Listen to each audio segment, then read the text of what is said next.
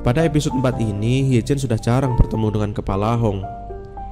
Hyejin mulai sering melamun dan memikirkan keberadaan Kepala Hong. Lalu pada suatu pagi, Hyejin dan Misun kedatangan seorang pasien laki-laki. Lelaki itu menanyakan apakah di klinik Hyejin telah terpasang CCTV. Hyejin pun mengatakan kalau ia belum memasangnya. Mendengar perkataan Hyejin, lelaki itu hanya tersenyum dan segera menyelesaikan perawatannya.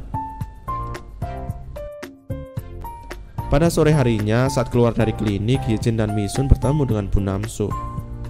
Bu Namsu hendak mengajak mereka untuk mengikuti pertemuan para pemilik toko. Namun mereka menolaknya. Bu Namsu lalu mengatakan kalau Kepala Hong akan datang ke pertemuan itu. Mendengar perkataan Bu Namsu, Hyejin pun berubah pikiran. Ia akhirnya bersedia untuk datang ke acara tersebut dan ingin sekali bertemu Kepala Hong.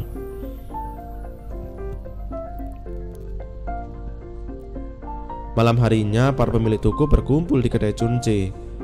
Mereka mulai membicarakan perceraian Busu dan Chayong yang merasa aneh. Hyejin hanya mendengarkan mereka bergunjing dan sekali menimpali. Namun tak lama Busu datang bersama dengan mantan suaminya, Chayong. Melihat mereka datang, Bu Namsu pun kaget dan merasa tak enak karena telah menggosipkan mereka berdua. Ia lalu mempersilahkan mereka duduk dan menikmati hidangan.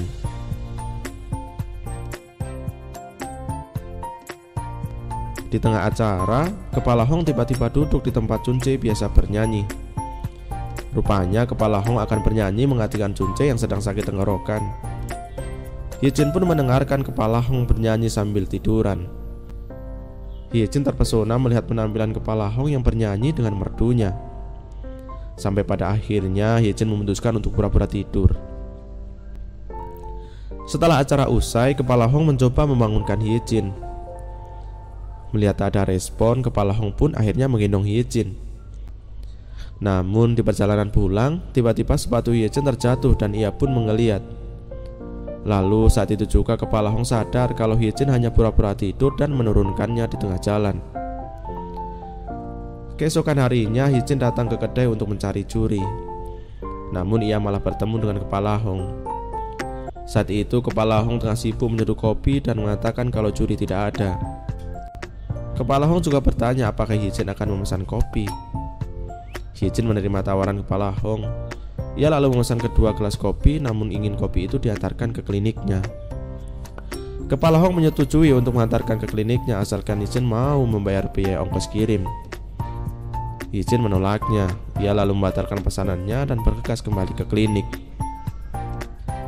Sesampainya di klinik, Hyejin melihat lelaki yang tempo hari menanyakan CCTV datang lagi. Rupanya ia hendak memeriksakan giginya. Hyejin lalu segera mengajak lelaki itu masuk ke ruangan pemeriksaan.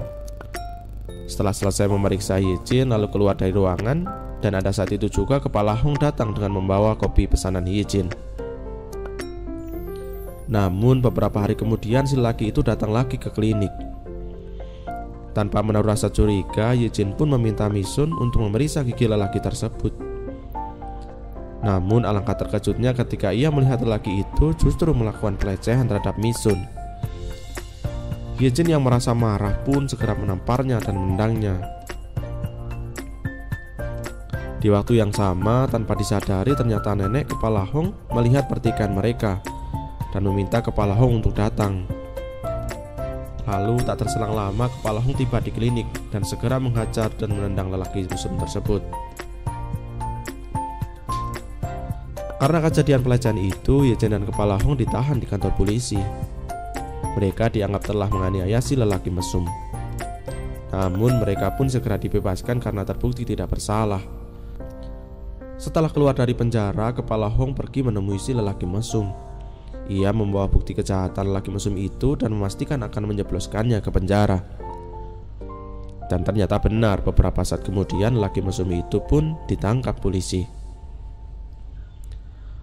Pada sore harinya setelah pulang dari bekerja, Hyejin mampir ke rumah Kepala Hong. Ia membawakan buah-buahan dan anggur mahal untuknya, karena ingin berterima kasih karena telah membantunya memenjarakan lelaki yang telah melecehkan Misun. Kepala Hong lalu mengajak Hyejin untuk minum anggur itu bersama-sama. Lalu mereka menikmati anggur sambil berbincang mengenai banyak hal. Kepala Hong juga menanyakan tujuan Hicin datang ke Gongjin, dan dia mengatakan kalau ia datang ke Gongjin karena ia teringat akan mendiang ibunya.